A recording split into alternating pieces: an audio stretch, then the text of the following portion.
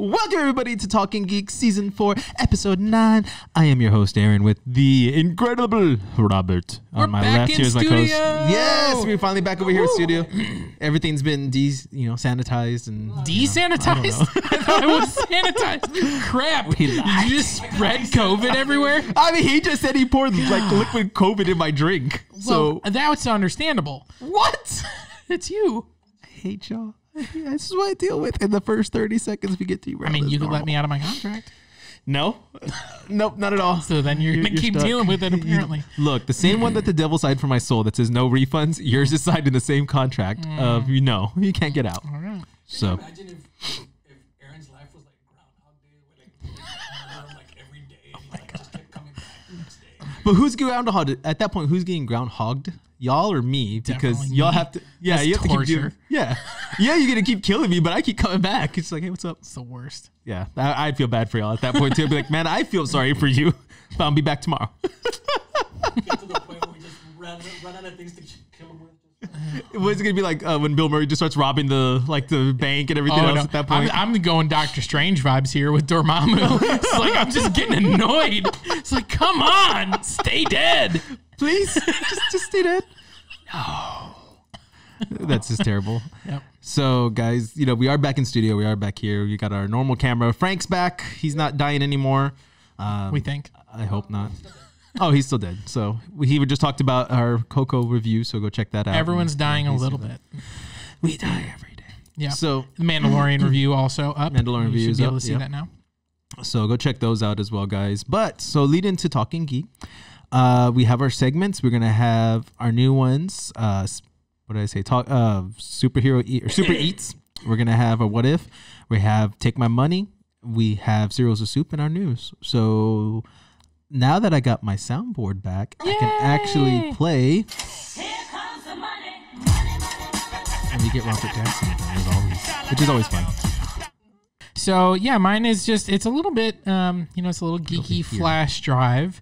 And so it's actually the case that it's, that you put it into is like a little combination lock kind of thing. So just like, like a number combination that you would see on any sort of lock, but it's basically like you can, it's just, it just looks cool. It's on a little, it really does. leather keychain kind of thing. And it's just one of those things where it's like, I'm sure if I had it, I would just leave the combination. Like, I'm not really worried about someone stealing it or anything, but it's just kind of cool to be like, oh, you got this combination lock kind of thing. It has a steampunk vibe. Yeah, a little bit. That's what I get from it. It's got like that combination lock, but it's also obviously a piece of technology. You don't want to, I would advise not putting your PIN code.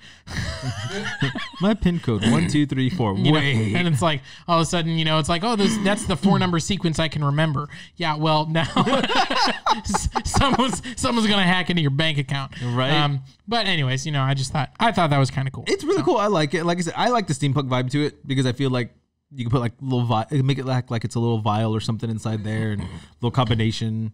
You put in it? It's a USB drive. It's a USB stick. Yeah. But I don't know. It just looks like something that like a little vial of like potion could be in or something. That's why I think it has that steampunk look because it has that copper look to it too. Yeah. That or brass, I should say. I like that one. No, but I realize you like this one. I think it's really cool. Real simple too. Like, nice little design to it. Something cool and sweet. Yeah. You know what? Since it's steampunkish, we're gonna go with Kristins next. So Kristins is right here. Yep. And it's a dice bag with pockets. So essentially, like me, if you play D&D or if you play any game that revolves a lot of dice. I mean, like me. Like me. Like us. You don't have that many dice. No. I've seen how many dice you have. No. You can put in a little case. No, but you said like me if you play D&D. Okay. Like me if you have a crap ton of dice. Is that better? Sure. Okay. Like me if you have a crap ton of dice. You could just keep buying me dice and then I would also have a crap ton. You would, but then we'd have to buy you this. That's fine. And so it has like little compartments.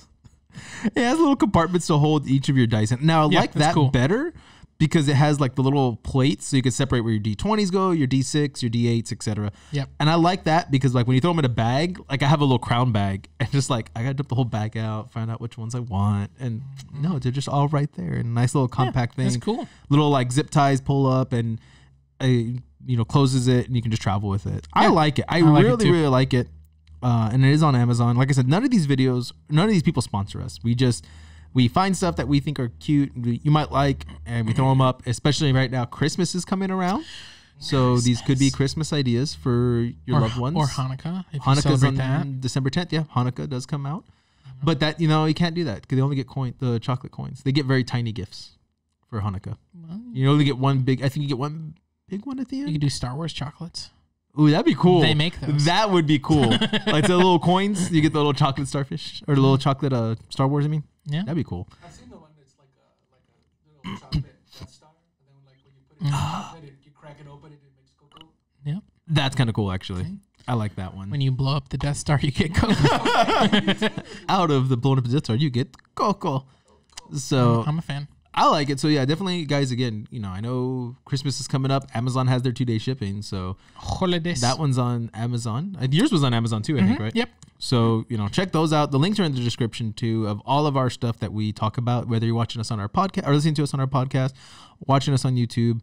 Those links are in the descriptions. So definitely check those out. Mine is probably the pricier one. It's about $120 roughly. And it's from, what company is that one? Bradford Exchange. So it is really cool. It's right here. And it's a stein of Darth Vader. It's a porcelain stein. Nice. And so it has him holding his lightsaber pointed to the ground. On top, it like the cap has the TIE fighter. The handle looks like I guess that's his lightsaber, or supposed to look like his lightsaber. Yep. The front has the little panel for his breathing apparatus thing or whatever. Yep. It is freaking cool. It's it's cool looking. I don't know, about $120 if you really love your husband, wife, whatever, whoever you want to get this for. This is like a display piece only. Yeah. You do not drink beer out of this thing. No. You only drink, and if you do drink beer, it better be like a Star Wars marathon, a special occasion or something. Like, and then you better wash that thing out and put it back up and never touch it again. Yeah, it's cool. I love it though. Like, Dishwasher safe. I don't know if that's true. I don't know. I was like, I don't support that idea. I was just making jokes. Make a joke. Oh, on the back it does have "I find your lack of faith disturbing." Nice. I didn't see that till right now. So yeah, it's really cool. See, I feel looking. I feel like they missed an opportunity. You should say like, I find your lack of beer disturbing. Oh, that'd be cute. I like it. I think it's really cool. And again, if you don't want to impress your husband, maybe Kristen wants to be nice for Robert, buy him a stein. No, I don't want. Don't spend $120 on that for me. Like there is someone out there that is for $120. That's not That's me. you. I love. Don't get me wrong. I love Darth yeah. Vader, but $120 for that thing. That's no. You're a Jedi. We can find better ways to spend that $120. I forget you're the Jedi of the group anyway. Absolutely. So moving on to our next one, I'm going to do Super Eats next. Okay. I'm going to do that. Now, Super Eats. Super Eats is where we give a name of a restaurant out, or I give a name of a restaurant out, and we correlate a superhero with it. Last week we did McDonald's, Sonic, and Burger King. Yep. So this week, and it doesn't have to be fast food, so I'm going to switch it up a little bit. Ooh. So my first one is Olive Garden. I'm going to throw that one out there. Okay. So Let me think for a minute. You give yours. mine, and again, it could be any comic book character. It could be, or any superhero. Let me just say it that way. It could be anyone. For me, this is Booster Gold. Now, why? No, not Booster Gold. That would be a different one. This one, for Olive Garden, it was, this one's Tony to me. Tony Stark? Yeah. And the reason I say this, Okay. is You're because going he to have to wants to convince be- me on this one.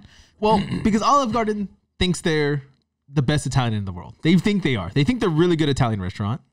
They think, but they're like the fast food of Italian. Let's face it. I mean, I don't know So- that they think they're the best Italian restaurant. They're trying to sell you an experience on like, this is Bread the and old salad. country. When you're here, your family. They're not even trying to sell their food. They're trying to sell an idea. And that's why I think he's Iron Man, because Iron Man sells the idea that he can protect the world, and kind of like how you said, it's safe in my hands, but he knows it's not. Everything's supposed to be perfect for Iron Man, and everything's like, oh, I know what I'm doing, and I'm doing it right. It's because I'm right. And I think Olive Garden's like that, but they always miss. They never get it right. The food is never great. This family atmosphere is never I don't feel like I'm family when I go there. And I feel like I've been treated like Tony Stark because he's just going to want money. And that's what Tony's going to be like. I just want your money. Come on. I'm going to say it's like this, but no, I just really want you to do what I want. So come in here for this one. And I think that fits Tony's personality of the narcissistic kind of thing, because like you said, he's narcissistic. And Olive Garden is very much like, yeah, come here, we're family, our food's great, and we're gonna give you, $5.99 for unlimited breadsticks and salad, but we don't want you to do that. We want you to get the drinks. We want you to do all that. And I think it's a trick. And Tony tricks everybody too. Like, come join the Avengers. Why don't you just use the trickster? That's literally a character. I mean, that's true too. I could use the trickster, but because I wanted Iron Man, I feel like this is something that he would do. And he tried to go everywhere because he is all over the. They are all over the U.S. I think. Probably. I don't know. That's who I think. Yeah, I'm not seeing the Tony Stark connection with Olive Garden. What do you see? I don't know. I'm struggling with this one because I feel like it's like you got to have that second tier but popular character. Because that's what I feel like Olive Garden is. So it's like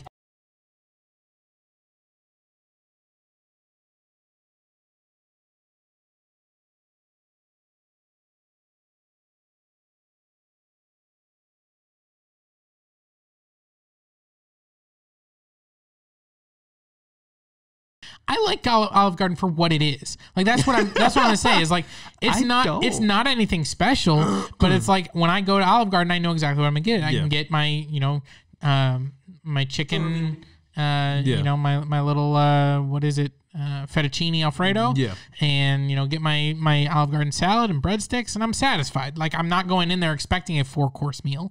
I'm going like, oh, this. So I'm trying to think like this to me. I'm gonna, and this is probably a weird one, but I'm gonna say it's Daredevil because it's like Daredevil. I think he's he's not an Avenger. He's not like that top tier, he's street level if you will.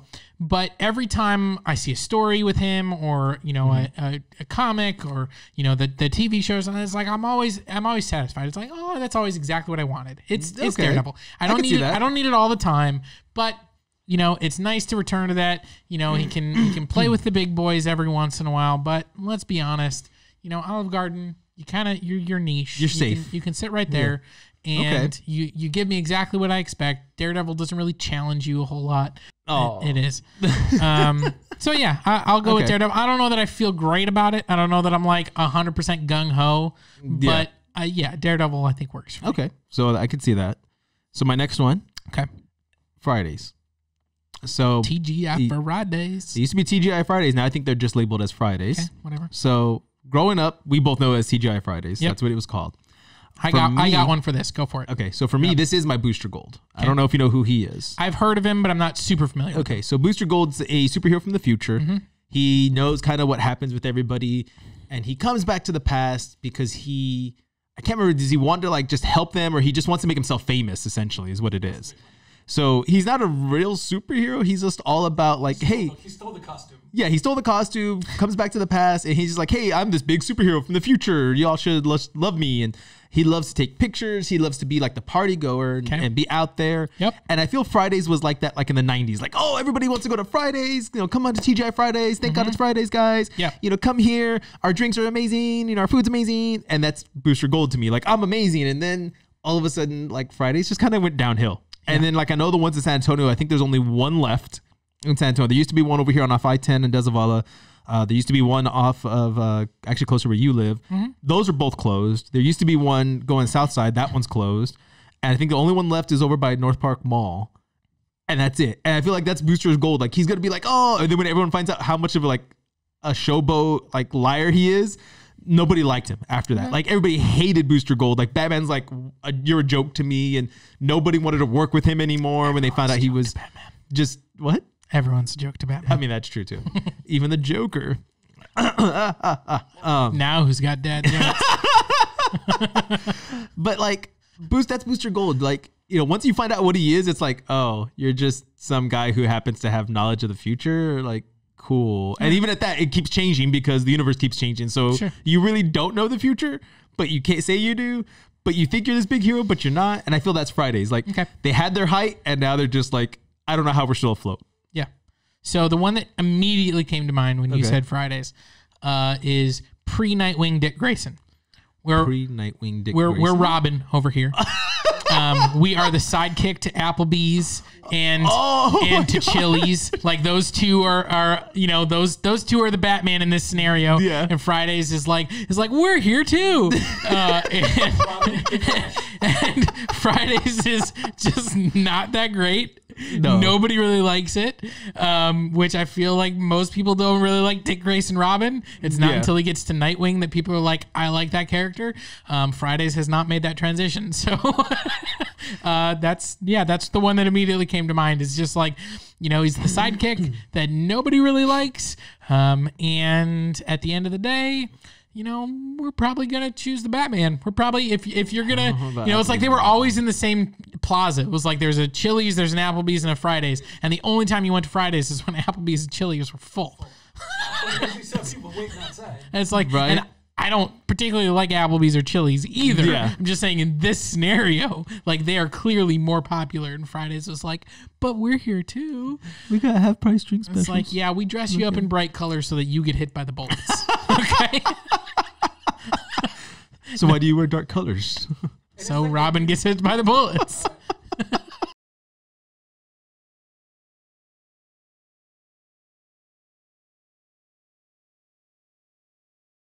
But like in the 90s, I remember that's where everybody would want to go. Or at least because I grew up a little bit further south here. Everybody would go to Corpus Christi, and that was like the place that was always packed. Everybody wanted to go to that one. Not where I'm from.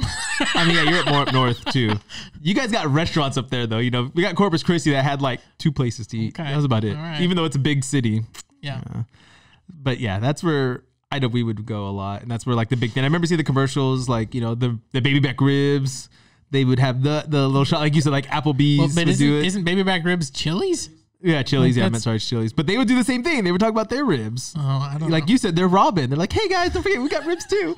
But it's like Booster Gold. Like, I'm gonna copy that. And Booster Gold's like, I'm gonna put ribs on my menu. Yours makes sense too. I'm on board. So yeah, those 2 are the only ones I had. I didn't have a third restaurant for this because I really want to save time for cereals and soup because I think that'll be a good one. We're gonna get into it. So what if we have another little segment we do? What if, kind of like Marvel's comics? What if? We pitch an idea, or one of us will pitch an idea. It'll be me this time still. Okay. And, you know, what would happen if such and such happened? So I want to ask you something. Yep. Captain America. Okay. We know. What if he throws his mighty shield? Those who something must yield or something like that? Those who choose to oppose his shield must yield. Oh my God. I'm going to save that. I'm going to find that and save it. So Bucky dies in the comics too. Yeah. You know, when he saves all that and goes through all that part of it. Yeah, and in the comics, he's a kid. Yeah, he's a kid. He's not an adult fighting beside him. He's a child sidekick. Yes. That gets killed. So it's much darker and much more like, you know, it's one of those things where maybe back in that time it was like to draw in the child audience. It was like you got to have a kid with him. But it's also like, you know, it's the same thing that Batman gets dinged on. It's like, why are you bringing a child into combat? Oh, yeah. You know, and so, when they updated Captain America, it was like, they're best friends. But Bucky's an adult now. Yeah, exactly. A big thing for Captain America is Bucky's death. Sure.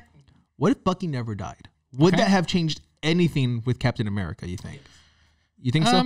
Yeah, I mean, I think it certainly changes him because I think we've talked about this before is that, you know, superheroes a lot of times are born out of tragedy. And for Captain America, that, you know, he's a very triumphant hero in World War II. Like, he accomplishes the things he sets out to accomplish. He defeats the villains. He fights on the side of the Allies, and the Nazis lose. Like, so that is a big storyline, and that is his big loss. Right. That was his one failure, essentially. Before he gets frozen, is that he loses his best friend. He loses his pal, Bucky. Right. So I do think that changes him. You know, if we're just talking like MCU, which is what I'm more familiar with. I'm not as familiar with the comic story. That's fine, and we can do that. I think that, you know, Bucky's death really catalyzed him and gave him a sense of purpose to kind of complete his mission. It felt more personal for him. So if he didn't die, do you think Captain America would have failed at something or something different would have happened? I mean, again, you're asking me if, like, when you're telling a story, the hero has to face failure. So if he doesn't face failure there, somewhere else he's got to face failure. That's literally how stories work. Well, yeah, and I agree. So I don't know what that failure would be, but yeah, I mean, whether you want to tell an Elseworlds where Bucky lives and so Red Skull wins, like, I mean, you could tell that. Yeah. I don't know if that's likely, but at the end of the day, you know, sure. I mean, I think it definitely...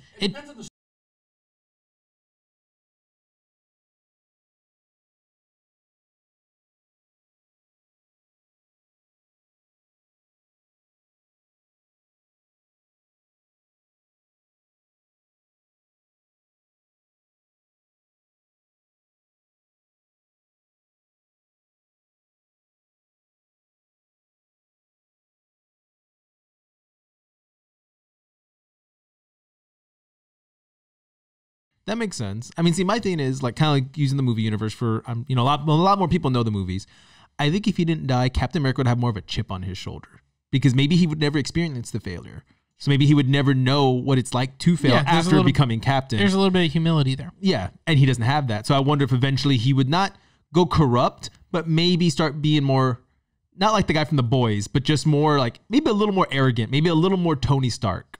You don't think so? You don't think he'd become a little more arrogant? I mean, I think you already have that journey of him, you know, and Dr. Erskine, you know, saying you're a good man and kind of like remember that who you are. So I think that he lost some naivety when Bucky dies. And so I think that maybe that's an understanding of consequences and understanding that, you know, there's a finality to certain things. Yeah. I think that's what Bucky's death brings him.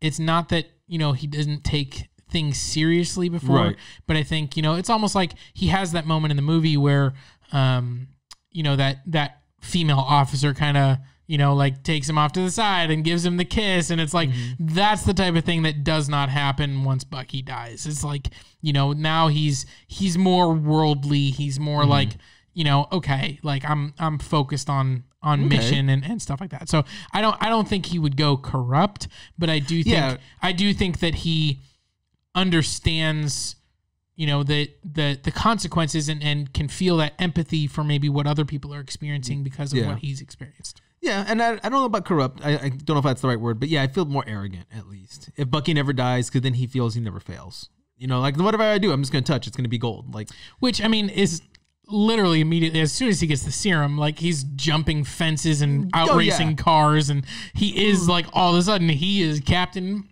America. Like, wait, you're not going to hit yourself? I had to get there. Yeah. He's Captain America. And he's, exactly. You know, America.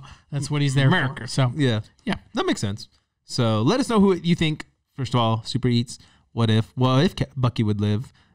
What restaurants you think? Like I said, the biggest change is that, you know, Tony's parents are alive now.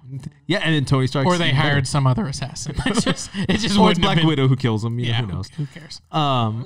Who cares? They're dead. Bucky and Cap landed the plane safely. December 16, 1991.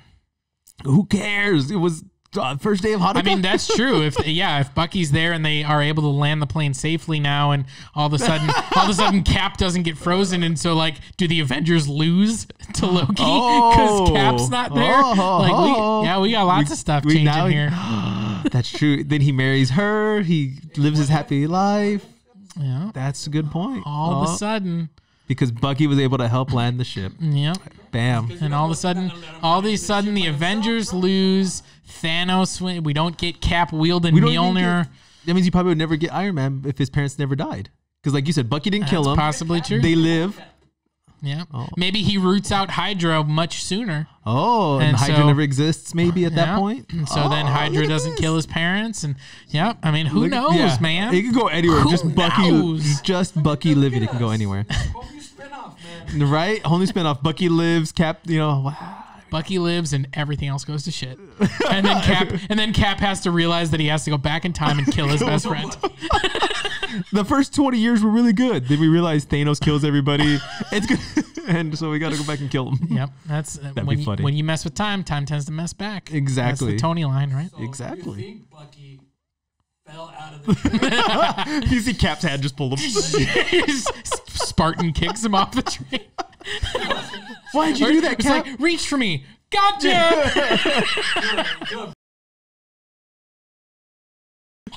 I can't reach you. Just lean forward. No, I can't lean. There's a bar you can hang on to. Nope, can't lean forward. It's too far. Just spy Bucky. That's funny. So let us know what you think. If Bucky would have lived, what could happen in the MCU or in the comics? Let us know what you think of Super Eats. Who would be a good representation of Olive Garden or Fridays? Again, who do you think could own it and be like, that's how they would run it? Like, I want to know y'all's thoughts. So we'll move into the news part. We got a little news. And just talk about that briefly before going into our last segment, Cereals is Soup. So I'm going to start off on the quick game one because that kind of is like the little oddball of everything. Okay. What's his name? Isaac. Oscar Isaacs. Oscar Isaac. I'm terrible with names. Has been attached to the Metal Gear Solid movie. First of all, we also know movies and video games don't mix well, but they're making a Metal Gear Solid. This game has come out since the 90s. it's been really, really popular. And I'm confused who owns this rights because Konami owns the rights to the games. I'm not even going to try to pronounce his name because I'm going to butcher it. I do it every time. The guy who created it, who is now, what's his name? I'm trying to see if I can pronounce it. Let me see if I can pronounce it. Kojima, right? Kojima. Kojima, who's the one who created Metal Gear Solid. He's also created Silent Hill. Has left Konami and is doing his own project. So I don't know who has the rights to the games. I think Konami still does. So I think they're Solid Snake. Yeah, it's the main character of Metal Gear Solid. So he's gonna Oscar Isaac is gonna play, I believe, Solid Snake in this one, and it's really cool that he's attached to it because has he won any awards? I don't know if he's anything. He's I don't even know if he's been nominated. He's been part of some big movies. He's in the Star Wars universe as Poe. He was in like some smaller movies like A Most Violent Year. He was in Ex Machina. Oh yeah, that's right. Annihilation. I think, and there was also rumors that he was recently cast as Moon Knight in Disney Plus's series.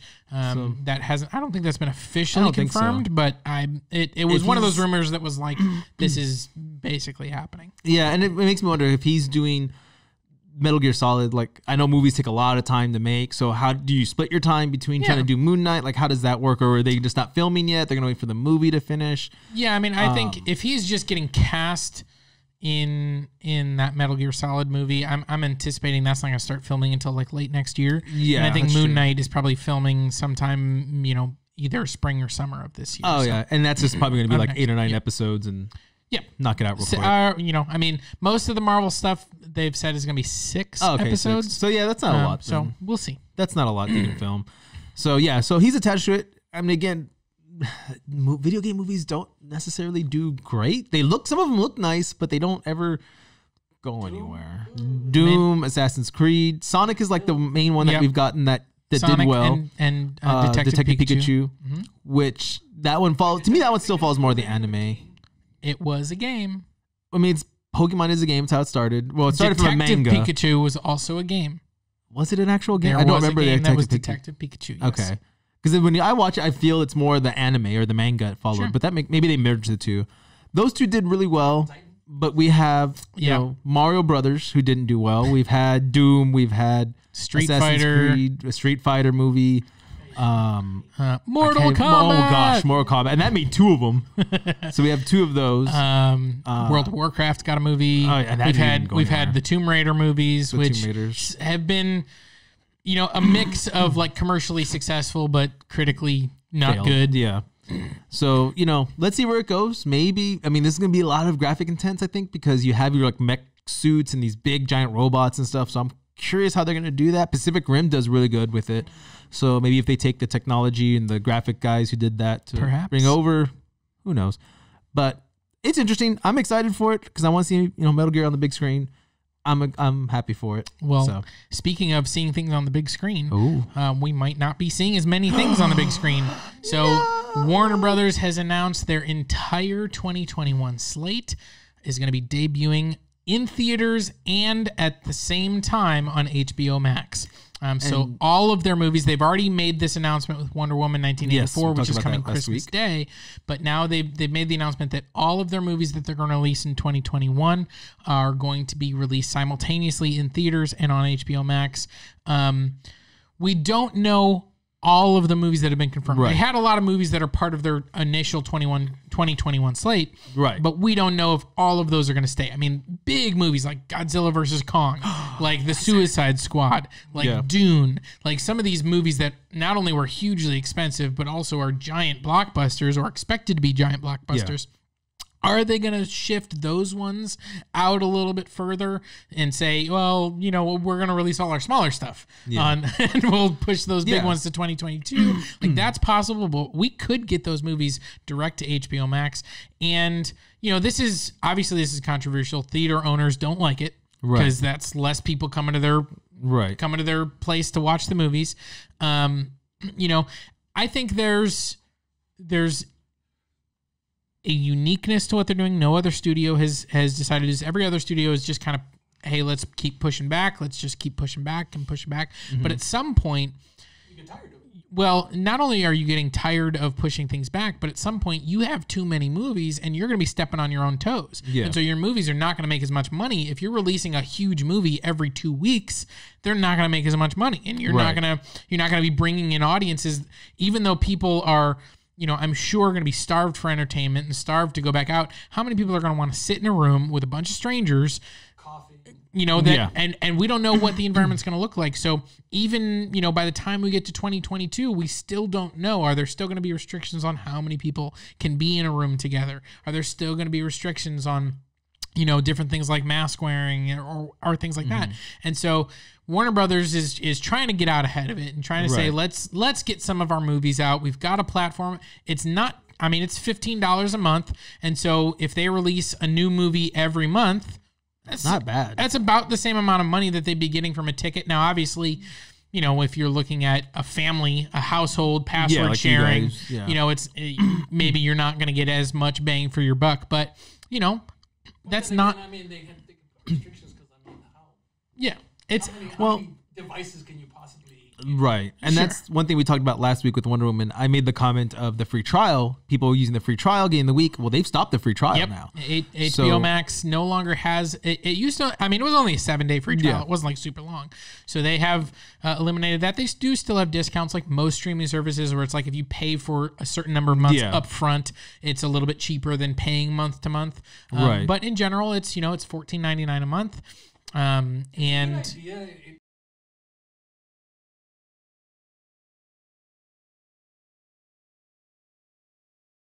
like us, we've talked about wanting to see Tenet, and we can't. Yeah. Big screen. I absolutely, there are so many movies, and we talked about it last week with Wonder Woman, I want to see that on the big screen. Yeah. I am not going to go to a theater, even if one is open, anytime soon. It's Agreed. just, I don't feel comfortable with doing that. Right. And so it's one of those things where I know my first experience watching that movie will be at home on the small screen because I'm going to want to watch it. I don't want to just not watch the movie.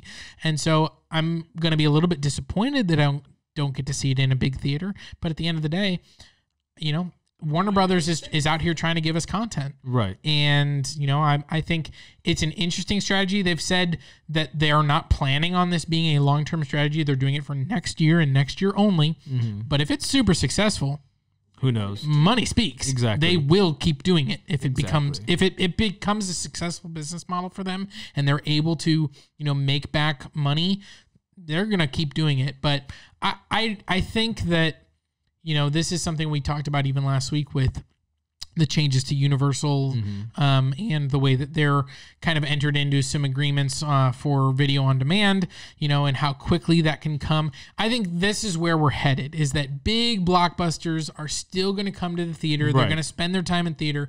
Those are the movies that make theater owners and studios money anyways.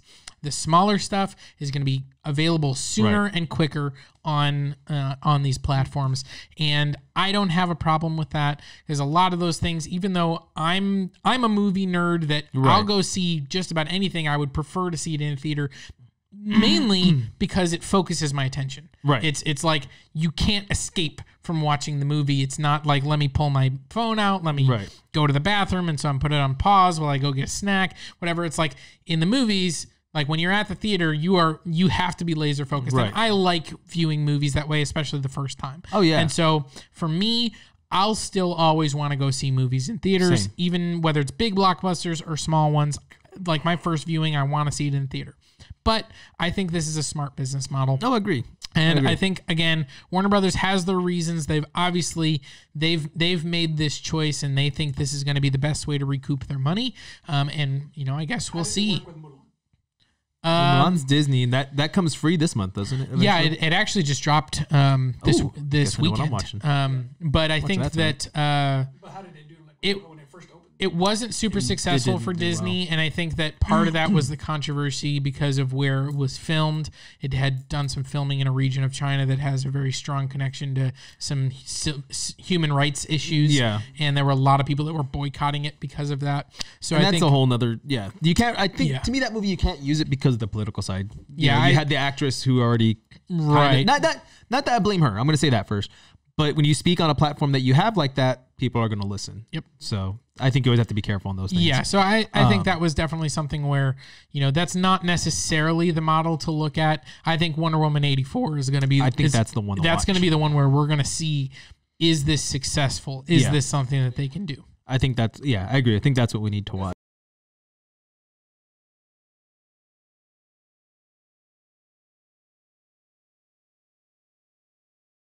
Right. Yep. Yeah. So she's pushing it. Yeah, and that's what you need to do. Like all the actors need to be doing that, and actresses. So, moving on to Hawkeye though. Yeah, Hawkeye got some Disney news. Plus. We got some confirmation. Super rumored that Haley Steinfeld was playing Kate Bishop. It had never been confirmed. It has now been officially confirmed through some set photos. I'm excited. So we've got Kate Bishop. We also know that we got some other people. Vera Farmiga, who people know from the Conjuring franchise. She was also in like The Departed. She's been in quite a few things. She's in the show. People have been speculating that she's been cast as, I think, Kate Bishop's mom. Yeah. We got some other Florence Pugh, who is in the new Black Widow movie as Yelena, so as playing the sister to Natasha, sister being used loosely. I don't think they're biological sisters, but they're family. She's gonna show up, and we also know, and I want to get these names. We got Fra Fee, Tony Dalton, Alekwa Quox, and Zan McClarnon were all people that were approved. I'm not really familiar with most of them, but we've gotten some characters that we know. We're going to get Jack Duquesne, known as Swordsman, so Hawkeye's mentor. Ooh, that'd be fun. Is going to be making an appearance. And I think then we've got Maya Lopez, who's the character Echo, deaf Native American. Yes. And Echolocation. And so, and then I think we're also going to get the character Willie Crazy Horse Lincoln, who's Maya's father. So Echo's father is supposedly going to be in this, and I think that they are potentially. The villains, I believe, is what we're that'd be interesting kind of to see how expecting. they're going to do that. So,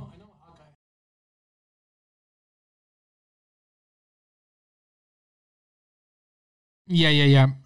And so, I don't know exactly what they're going to go down the road in. And I know that there have been several iterations of Hawkeye where he has experienced hearing loss of some kind, and people are speculating they might be exploring that in this series as well, because they've seen some set photos where it looks like he's wearing a hearing aid.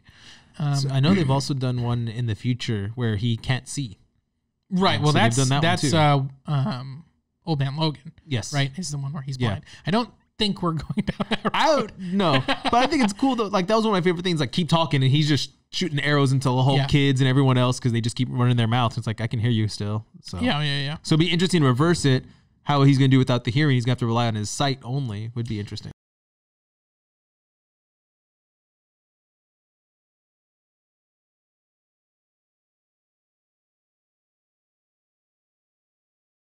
Oh gosh, that's crazy. I haven't seen that one. Yeah, I think what there's a lot of speculation that this is going to heavily lean on like the Matt Fraction run, where he is kind of, I don't know if he's like managing a building or he's like it's kind of like almost like he's heavily involved in like a tenement structure kind of battle kind of thing. That'd be funny. It's gonna be the raid. We'll see. So he's gonna be mentoring. It looks like it's gonna play a little bit with his mentorship. I don't know if we're gonna get some flashbacks.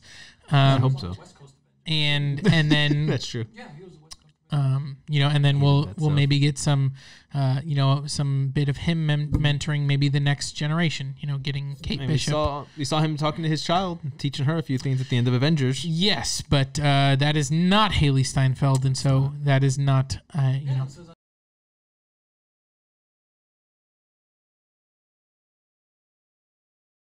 So maybe they'll do that. Maybe they're gonna do like that. We'll see. That'd be interesting. So yeah. So moving on. I'm looking forward to that. So that is filming now. So I'm excited. Yeah, Jeremy Renner posted a picture. A little beaten up, it looked like. So we don't know exactly when we're going to get that series. Really, the only series that we know for sure when we're getting is WandaVision. We know is dropping on January 15th.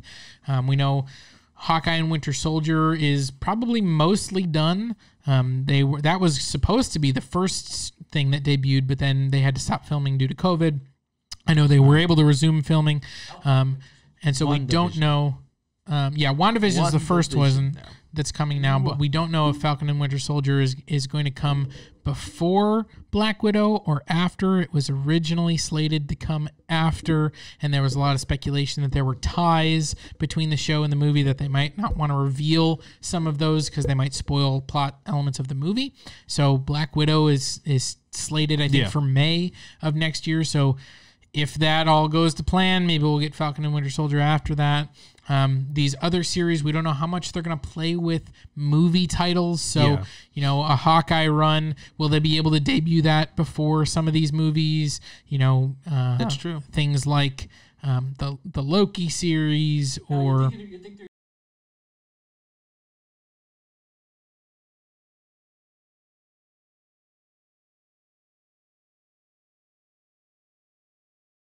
Well, I think I think that this was their plan. I mean, they revealed this a couple of years ago that they were going to be, creating all these shows, and Disney definitely, recently kind of was like, we're going to refocus our efforts on our streaming content and things like that. And so we've gotten a bunch of, it looks like we're going to get a bunch of Marvel shows. We're going to get a bunch of Star Wars shows.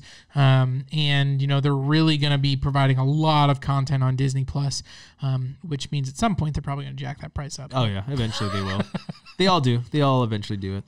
But I think the last big story is just that, speaking of Disney Plus and Star Wars, Diego Luna, who is the actor that played Cassian Andor in Rogue One, who was kind of the rebel leader of the little team. We've known for a while that they are doing a prequel spinoff show with him, and that has now been confirmed to be in production.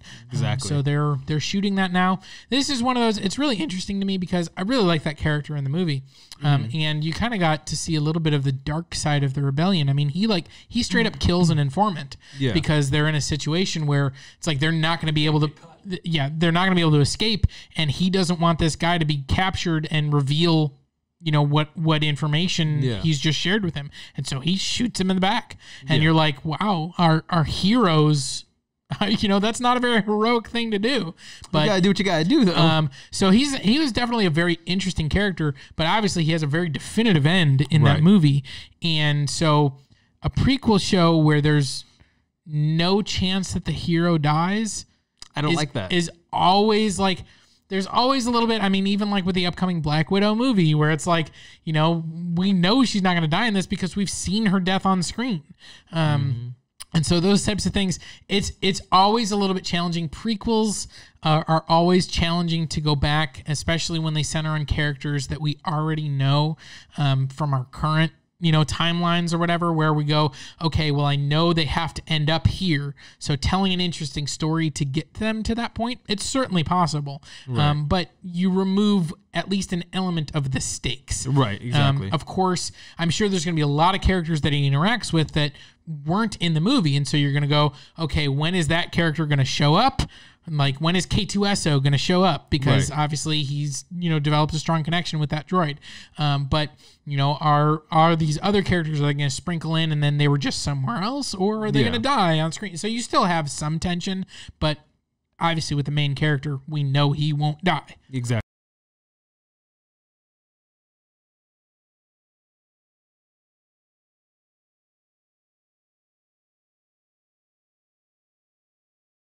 A nice story to tell, but like you said, we know your end, so there's never going to be a threat. It's gonna, even if you try to do a cliffhanger ending where it's like, oh, is he going to live? Well, yeah, he's going to live because, Yep.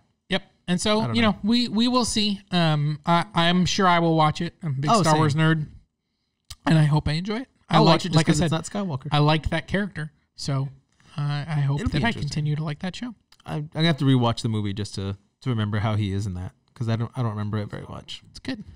So moving on to last segment, because I know I don't want to spend too much time now on it, but we still got to. It's a long episode. It's gonna be a long one. Yeah, sorry guys. So Cereal is a Soup is where I bring up a controversial subject. Robert tells me I'm wrong, and we go from there. And I'm pretty sure, Frank usually sides with me. Yeah, Robert actually knows it this time. Normally, I just spring it on him or he'll spring it on me. Right. But right now, he knows it. I do. Because I wanted him to be prepared. Frank does not know. Frank doesn't know it.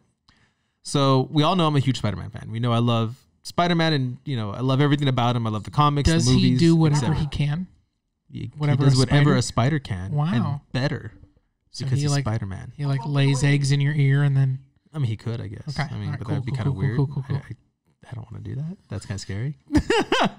But he can regenerate his entire body at least one time, and he's already done it once. But time was rewinded, so I don't know if he did do it. All right, I sidetracked you. So, we've had Tobey Maguire, we've had Andrew Garfield, we've had Tom Holland as our three main movie Spider-Mans. We've had cartoons. I'm not going to talk cartoons or the Italian Spider-Man. We're not talking Miles Morales. Yeah, nothing else. Into the Spider-Verse. No, we're just going to talk about our three live-action Spider-Mans. Okay.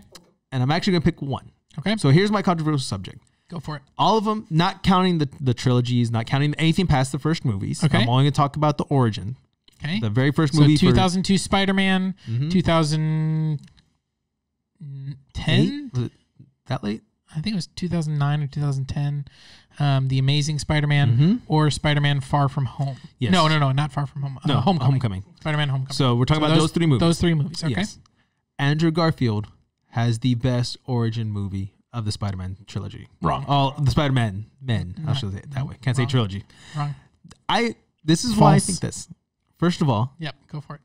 I mean, don't get me wrong. I love Tobey Maguire for his time frame. Okay. I do love it. I love Tom Holland now. I think he's great. But Andrew Garfield in the very first movie, and because this is why I don't like Spider-Man and Tom Holland's. Yep. Andrew Garfield did show off how intelligent he really is by creating the web shooters, creating the chemicals. Yes, Tom Holland creates the chemicals and a basic web shooter, but he switches to Tony's. But Andrew Garfield doesn't get that.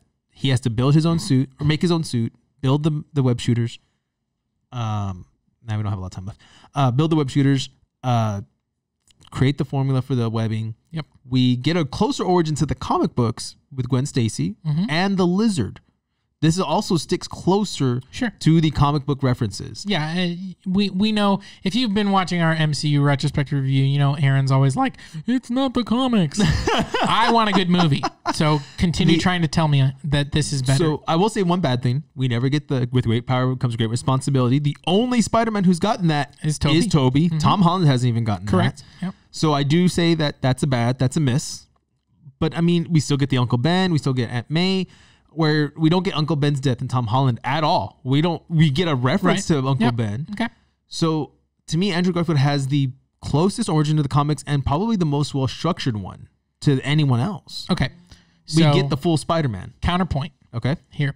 I think the Peter Parker they gave us in The Amazing Spider-Man is not the Peter Parker that I want to see.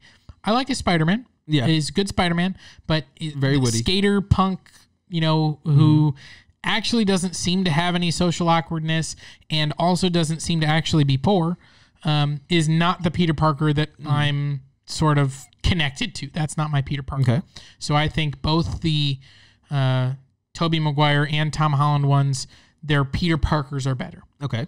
I also think that, just looking at the villains, I think Lizard is the weakest of the three, where you've got Lizard versus Vulture versus Green Goblin. I think Green Goblin and Vulture are more menacing. I think their plans make more sense. I think they're, more iconic. And I think that in general, just their battles with Peter are better. With Spider-Man are better.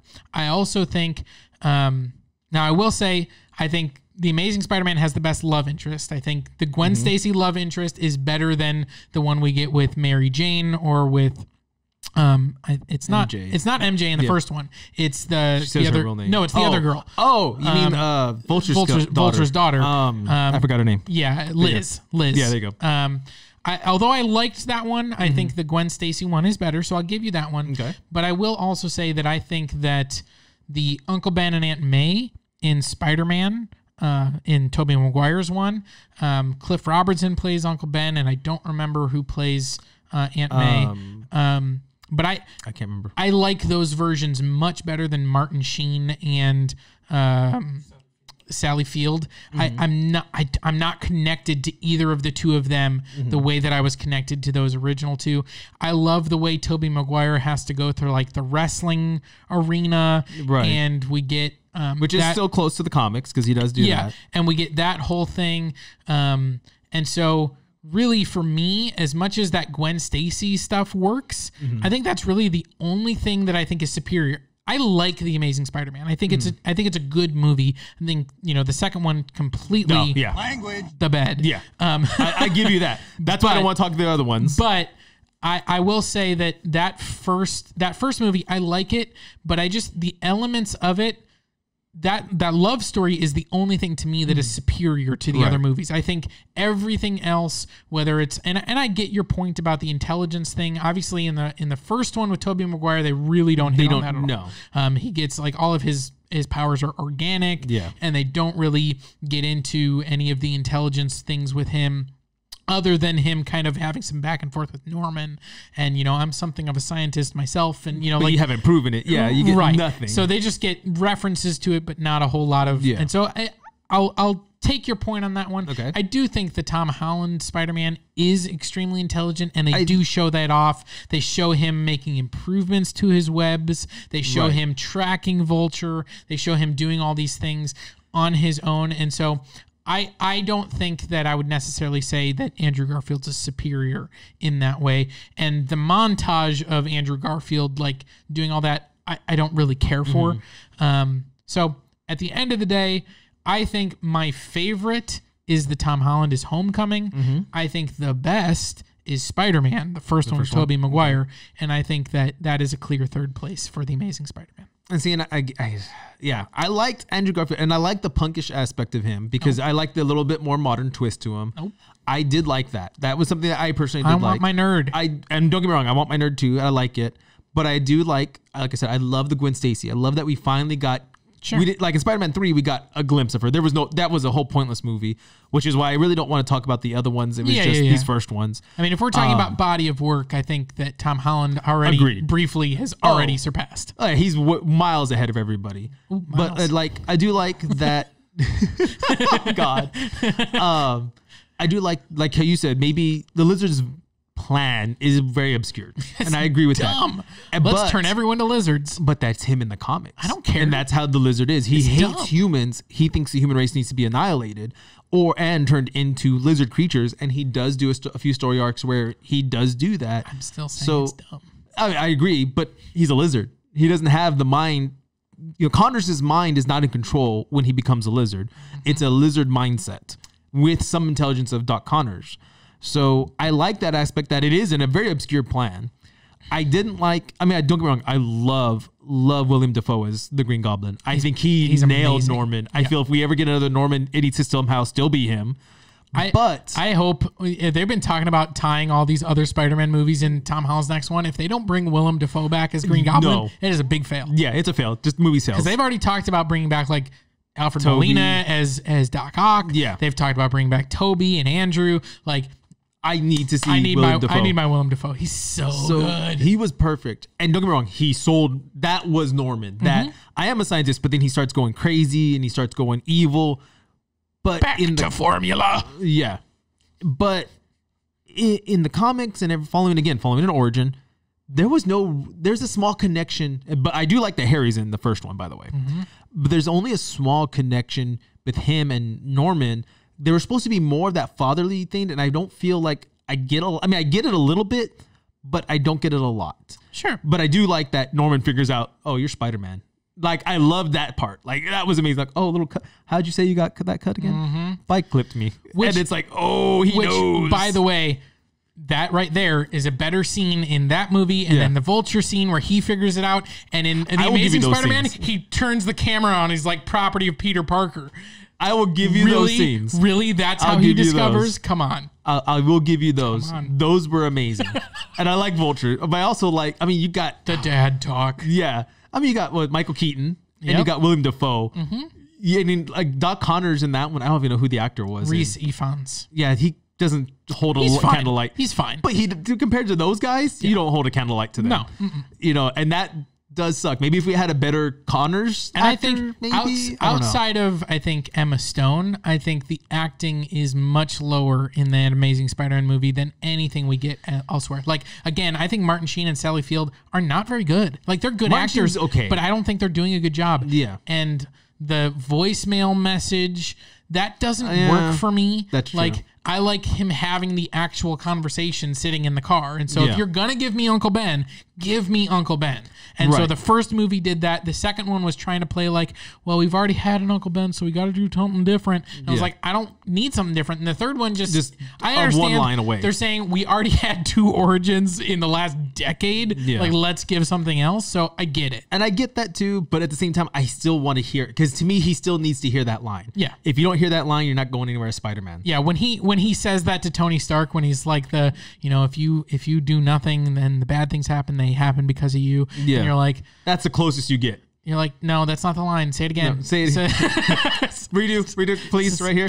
Can and we- I hope we get in the third film. Like if we bring in Toby, maybe we get an Uncle Ben if we too. get Cliff Robert, well, he's passed away, I think. No, yeah, he's passed. Sorry. But it'd be cool to get an Uncle Ben. That would Like, be awesome. yeah, this is my Uncle Ben from here. Like The he hasn't box of died rice. yet. Yeah. Oh yeah, a box of rice. And as he cry, all the other two cry, or just crying. Andrew Garfield and Tobey Maguire in the corner crying about it. So let us know what you think, though. This is a long episode. I'm gonna cut it here.